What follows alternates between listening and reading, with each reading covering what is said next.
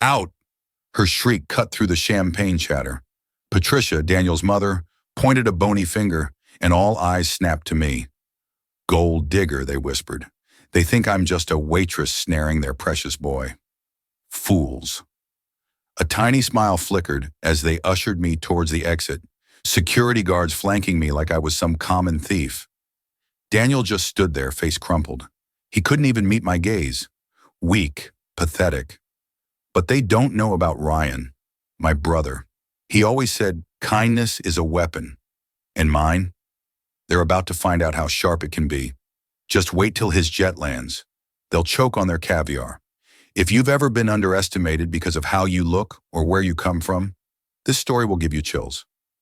Make sure to subscribe and hit that notification bell because you won't believe what happens when the truth finally comes out. Let's dive in. My name is Julia, and this is the story of how my own wedding day became both the worst and best day of my life. You see, I've always been what people call a simple woman. I work at Martha's Diner in our small town, serving coffee and pie to truckers and locals. I live in a tiny apartment above the flower shop, and my idea of a fancy night out is pizza and a movie at home. I've never cared much about designer clothes or expensive jewelry. I find beauty in simple things. A sunset, a good book, the smell of fresh coffee in the morning. When I met Daniel at the diner 6 months ago, I never imagined he came from money. He was just this sweet guy who ordered black coffee and always left generous tips. He'd sit in my section for hours working on his laptop, and we'd chat during my breaks. He told me he worked in marketing. Nothing fancy. His clothes were nice, but not flashy. His car was a regular sedan. Everything about him seemed normal, real. That's what I loved about him. We fell in love the old-fashioned way.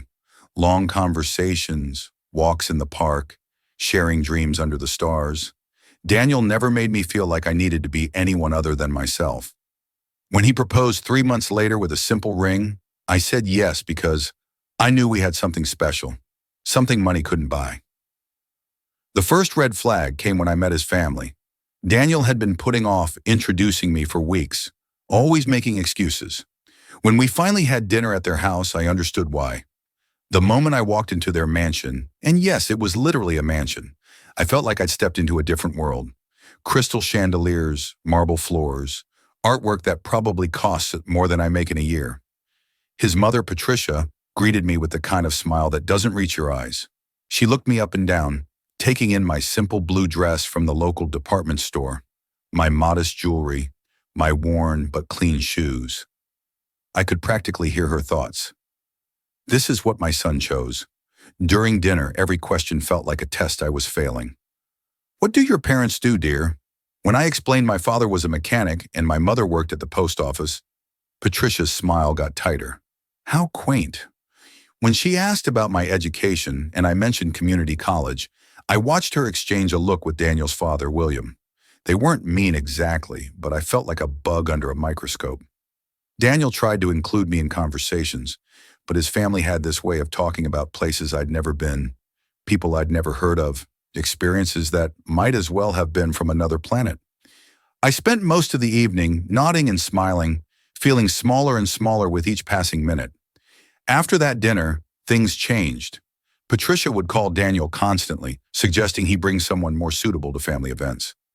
His sister Amanda would post pictures of Daniel with other women from their social circle, always tagging him with comments like, "Remember when we had so much fun together?" I wasn't paranoid. They were trying to break us up. But Daniel seemed oblivious. Or maybe he just didn't want to see it. He'd brush off my concerns, saying his family just needed time to get to know me. He truly believed love would conquer all. I admired his optimism, even as it broke my heart. When we decided to have a simple wedding, I thought maybe things would get better. We chose a small venue in my hometown.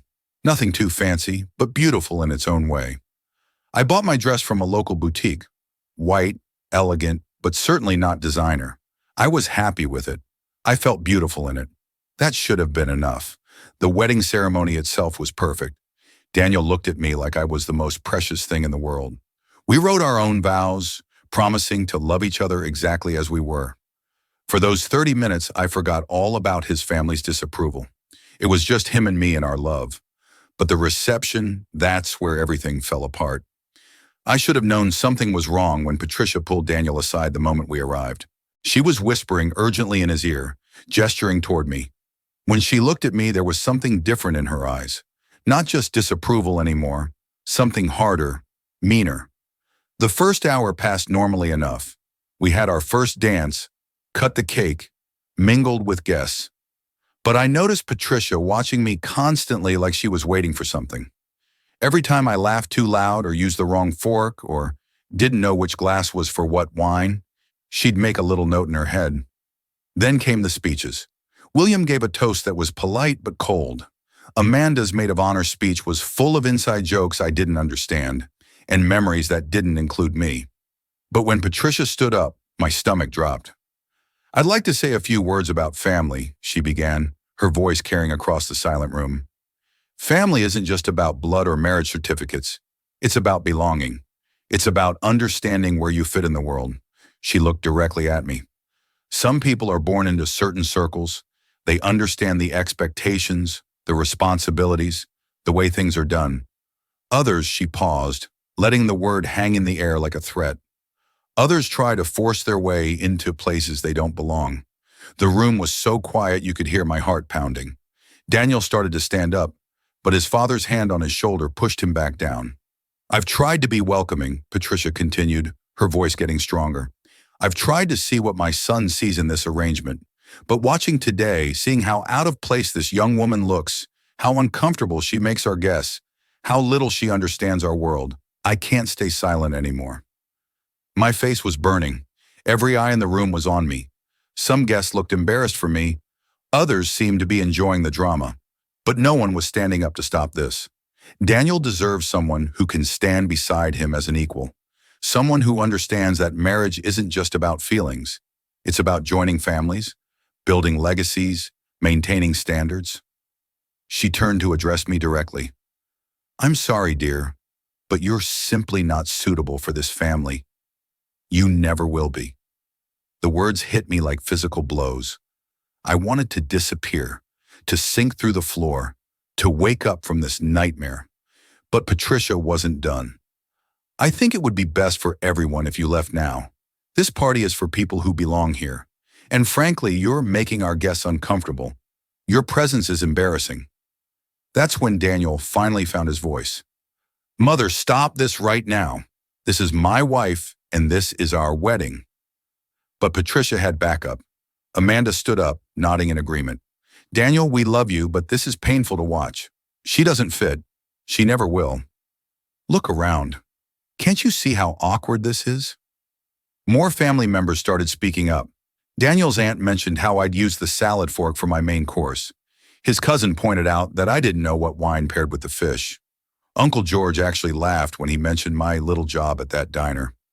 I felt like I was drowning. These people were picking apart every single thing about me, every mistake I'd made, every sign that I didn't belong in their world. And the worst part, some of it was true.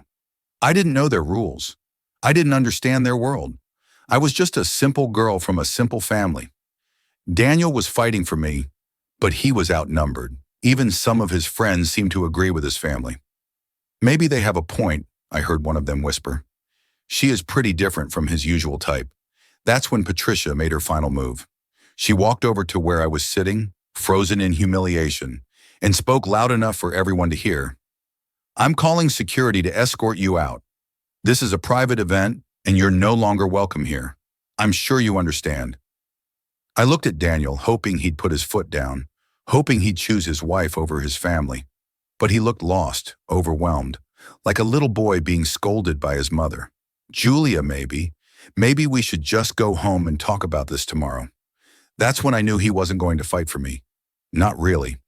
When it came down to choosing between his family and his wife, I was losing.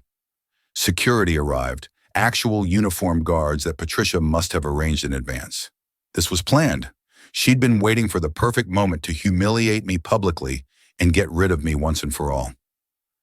"Ma'am, we need you to leave the premises," one guard said, trying to be professional but clearly uncomfortable with the situation. I stood up on shaking legs. My wedding dress, which had made me feel so beautiful just hours earlier, now felt like a costume I had no right to wear. Every eye in that room was watching me get thrown out of my own wedding reception. Patricia handed me my purse like I was a servant being dismissed. I hope you understand this is for the best, dear. You'll find someone more appropriate for your station in life. The walk to the door felt like a mile. My few friends who had been invited tried to come with me, but the security guards blocked them. Just the lady, they said. Even my own guests weren't allowed to leave with me. As I reached the door, I heard Patricia addressing the crowd. Now that we've handled that unpleasantness, let's get back to celebrating. Daniel will thank us for this someday. I found myself standing outside the venue in my wedding dress, completely alone. The sun was setting, and there was a chill in the air. I sat down on the curb, not caring if I ruined my dress. What did it matter now? I called my brother Ryan, the one person who had always understood me, but it went straight to voicemail. He was probably in another meeting on the other side of the world. That was Ryan, always working, always busy with his business empire. We didn't talk often, but when we did, he reminded me that I was stronger than I knew. Sitting there on that curb, I started to wonder if Patricia was right. Maybe I was delusional to think I could fit into Daniel's world. Maybe love wasn't enough. Maybe I was just a naive small-town girl who had gotten in over her head. That's when I heard it, the sound of an aircraft approaching. At first, I thought it might be a helicopter, but as it got closer, I realized it was much bigger. A private jet was circling the area, looking for a place to land. There was a large field next to the venue, and to my amazement, the jet was heading straight for it. I watched in confusion as it touched down smoothly, like this was a perfectly normal place to land a private aircraft. Inside the venue, I could see guests gathering at the windows, pointing and talking excitedly. Patricia was probably assuming one of their wealthy friends had decided to make a dramatic entrance. The jet's engines wound down and stairs lowered from the aircraft. My heart stopped when I saw who stepped out.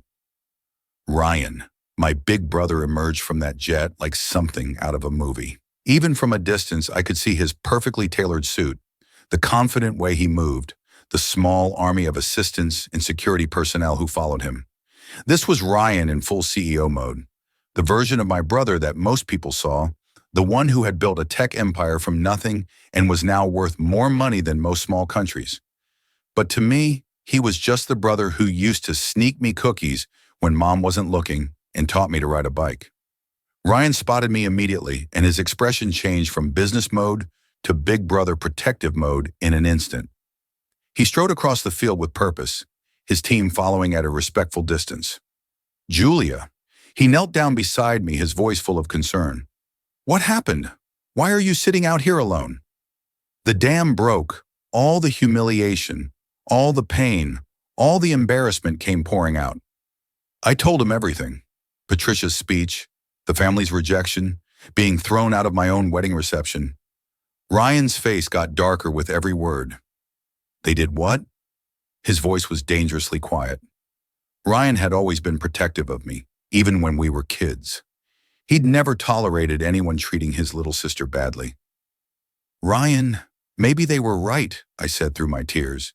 Maybe I don't belong in Daniel's world. Maybe I am just a simple girl who got in over her head. He took my hands in his the same way he used to when I was scared as a child. Julia, listen to me. You chose to live simply because that's what makes you happy. That doesn't make you less than anyone else. You have an MBA from Harvard, remember? You could run circles around half the people in there intellectually. I had forgotten that Ryan knew me better than anyone. He knew about the trust fund our grandmother had left me. Money I'd never touched because I wanted to make my own way. He knew about my education, my choices, my reasons for living the life I'd chosen. They think they can judge you based on your uniform in your apartment. Ryan's voice was getting that edge it got in board meetings when someone underestimated him. They have no idea who they just messed with. He helped me to my feet and looked toward the venue. Which one is Patricia? Before I could answer, we were interrupted by voices. Daniel had apparently noticed the commotion and was approaching with several family members, including Patricia herself. She was putting on her most charming smile, probably assuming this was someone important she needed to impress. Julia, darling, who is your friend? Patricia asked, her voice dripping with fake sweetness. She was looking Ryan up and down, taking in his expensive suit, his confident bearing, the private jet behind him. "This is my brother Ryan," I said quietly. Patricia's smile got bigger. "How wonderful. We're so sorry about the earlier misunderstanding, dear. Family dynamics can be so complicated, can't they?" She extended her hand to Ryan. "I'm Patricia, Daniel's mother. Welcome to our celebration." Ryan looked at her extended hand for a long moment before slowly shaking it. "Patricia, I've heard so much about you." Daniel stepped forward, trying to salvage the situation. "Sir, I'm Daniel. I'm Julia's husband. I'm so sorry about what happened. It got out of hand, but we can work this out." "Can we?" Ryan's voice was perfectly polite, but there was steel underneath. "From what Julia tells me, your family has some very strong opinions about who belongs where." Patricia laughed nervously. "Oh, you know how emotions can run high at weddings? We're all family now. Perhaps you'd like to join us inside. I'm sure you understand how important family approval is in a marriage." That's when Ryan dropped the first bomb. "Actually, I understand you told my sister she doesn't belong in your family because of her background. Something about her being too simple, too common." He paused, looking around at the gathered family members. "That's interesting because I'm the CEO of Novatech Industries. Perhaps you've heard of it." I watched Patricia's face change as the name registered. Novatech was one of the largest technology companies in the world. Ryan's picture had been on the cover of Forbes, Time, and Fortune magazines. He was worth approximately $8 billion and had been named one of the most influential people under 40. William stepped forward, recognition dawning on his face. "Novat, you're Ryan Chen." "Actually, it's Ryan Morrison," Ryan corrected smoothly. "Chen was my adoptive father's name before I was adopted by the Morrison family. Julia and I are both adopted, which is something we've never hidden. But I suppose in your research into my sister's unsuitable background, you missed that detail." The crowd that had gathered was growing larger. People were pulling out their phones, recognizing Ryan from magazine covers and news articles. Patricia's face had gone completely white.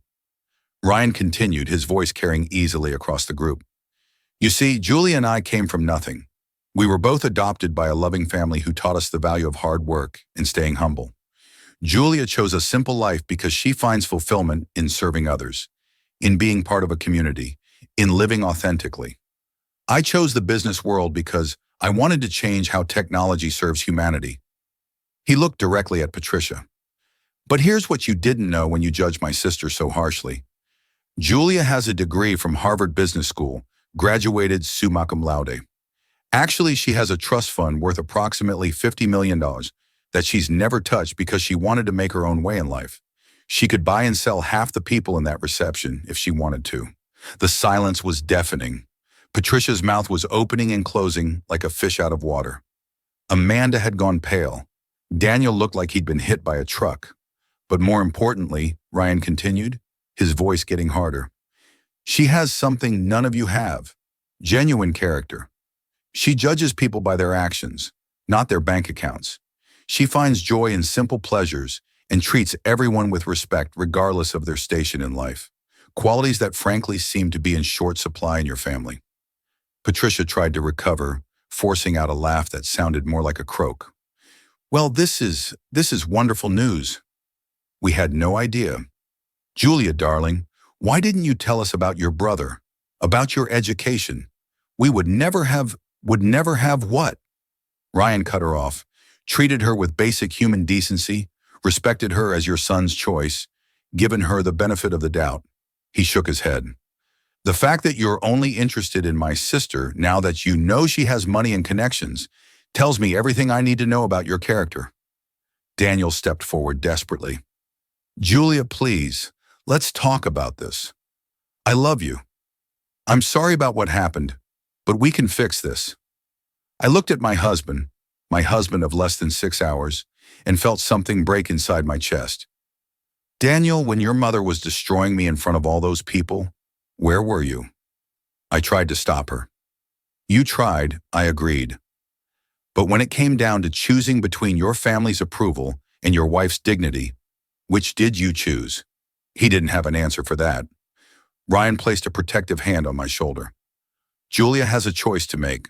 She can stay here and spend the rest of her marriage trying to prove herself to people who will never accept her, or she can come with me and remember what it feels like to be valued for who she is.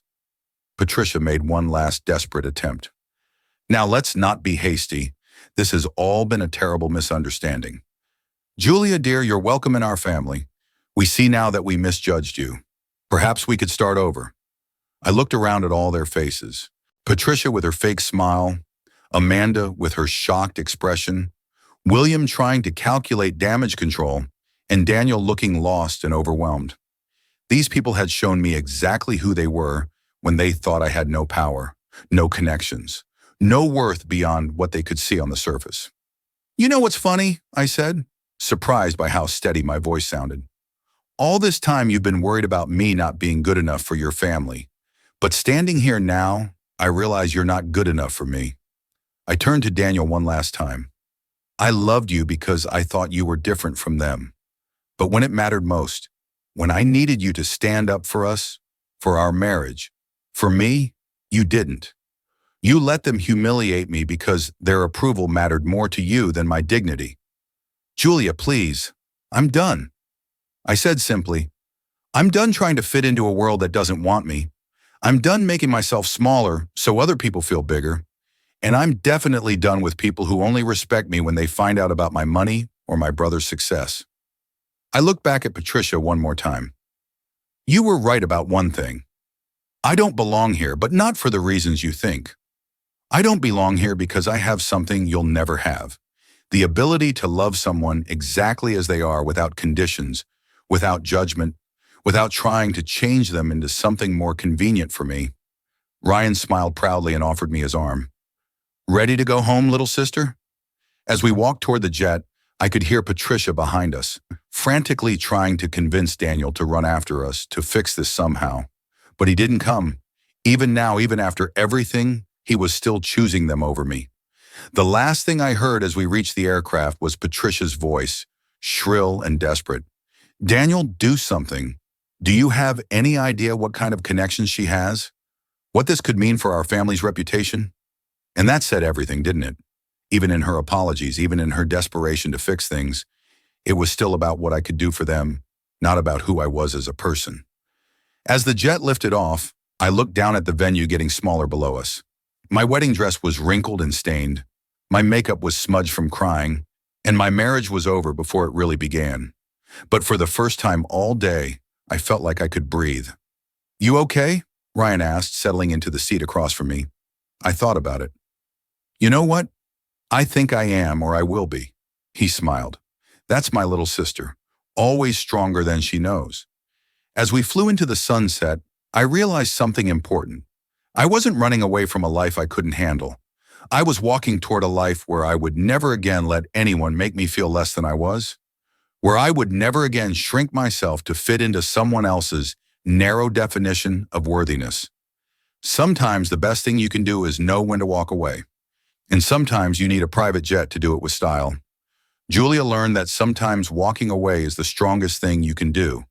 If this story taught you something about never judging people by their appearance, smash that like button and share it with someone who needs to hear this message. And don't forget to subscribe for more incredible true stories that will restore your faith in justice. What would you have done in Julia's situation?